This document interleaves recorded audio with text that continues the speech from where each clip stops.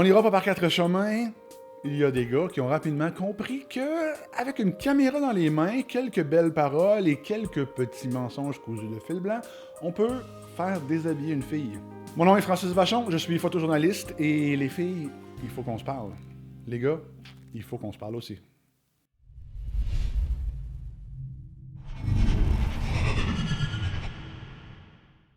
Le hashtag MeToo, moi aussi, prend beaucoup de place ces dernières semaines, ces derniers mois. Dans le domaine de la photographie, on connaît ça depuis longtemps. Des photographes qui promettent des belles sessions photos gratuites ou une belle carrière de mannequin à des filles pour ensuite leur faire du chantage, leur faire des attouchements sexuels, leur faire de l'extorsion, des agressions sexuelles. Ça fait longtemps qu'on connaît ça.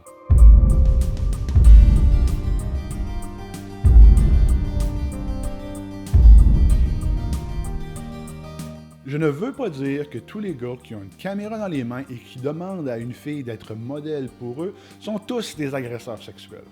Mais pour les filles qui se font offrir des sessions photos ou qui veulent engager un photographe, qui se font proposer des photos par un photographe, comment reconnaître un vrai photographe d'un faux photographe qui pourrait possiblement être dangereux? Voici 5 choses à comprendre et à se souvenir. La première chose à s'assurer, c'est que le photographe qui vous joue du violon a l'instrument bien accordé. Il faut vérifier ses prétentions parce que, à défaut de talent, plusieurs photographes vont s'inventer une vie, vont s'inventer une carrière, vont s'inventer des clients, vont s'inventer un réseau de relations, vont s'inventer un talent qu'ils n'ont pas. Il dit qu'il collabore avec tel ou tel magazine, demandez de voir une copie, regardez voir si son nom est bien en dessous de la photo. Il dit qu'il collabore avec telle agence de mannequins. Appelez-la, vérifiez, demandez-leur. Mais faites attention avec les agents de mannequins parce que des photographes qui aussi ont des agents de mannequins eux-mêmes, qui ont un seul employé, photographe, réceptionniste, comptable, concierge, ben, c'est relativement fréquent. Et ça fait pas très sérieux. Si votre but est de devenir mannequin, il y a une chose qui est très importante à comprendre. Ce n'est pas le photographe qui amène le mannequin vers l'agence. C'est l'agence qui a des modèles et qui les fait photographier par des photographes. S'il vous dit que grâce à lui, vous allez devenir mannequin, qu'il va vous ouvrir toutes les portes parce que lui connaît toutes les bonnes personnes, lui, il va vous amener dans les agences, c'est faux, c'est un menteur.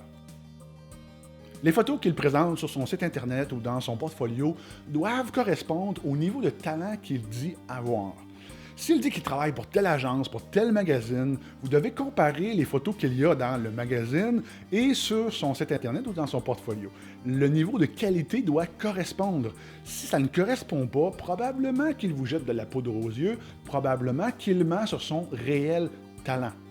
Je ne dis pas qu'il ne faut jamais travailler avec un photographe qui débute ou qui est encore à la recherche d'expérience. Mais si, en partant, il vous raconte un mensonge sur les gens avec lesquels il collabore ou sur le niveau de talent qu'il a, ça part mal. Ça peut peut-être vouloir dire que, justement, ses intentions ne sont pas bonnes. Avant d'aller en studio, vous devez absolument vous entendre avec le photographe sur le genre de photos que vous voulez réaliser et surtout, exprimez clairement la frontière que vous ne voulez pas traverser. Peut-être que vous êtes à l'aise avec la photo du genre boudoir, mais que vous n'êtes pas à l'aise avec la nudité. Peut-être que vous êtes d'accord sur le fait qu'on voit vos fesses nues, seulement la forme de côté, mais pas vos seins. Et ça, c'est tout à fait correct, c'est tout à fait d'accord, et il faut que vous vous entendiez clairement. Une fois en studio, une fois que vous êtes en train de prendre les photos, s'il essaie de vous pousser en dehors de votre zone de confort, que vous vous étiez entendu, rhabillez-vous, en allez-vous, on termine selon. Il y a une chose qu'il faut absolument faire avant de se rendre en studio, c'est de dire au photographe que vous allez venir accompagné d'un ami, d'un chum, d'un parent, peu importe que ce soit vrai ou pas. L'idée, c'est de voir s'il va essayer de vous convaincre de venir seul. S'il essaie de vous convaincre de venir seul, ou s'il ne veut pas que vous veniez accompagné, ça regarde mal, annulez ça. En tant que photographe, dans un shooting photo, c'est nous qui avons le contrôle. C'est nous qui disons à la modèle, place-toi de telle façon, garde telle pose, fais tel geste. Et des fois, on est tenté de venir lui replacer les cheveux, de la toucher pour lui montrer quelle pose on veut qu'elle fasse. Qu'est-ce qui est acceptable? Qu'est-ce qui n'est pas acceptable? Qu'est-ce qu'on peut dire? Qu'est-ce qu'on ne peut pas dire? C'est simple. les gars, à une modèle en studio, ne lui dites jamais ou ne lui faites jamais ce que vous ne me diriez pas à moi ou ce que vous ne feriez pas à moi tout seul dans une cellule de prison. Est-ce que c'est clair?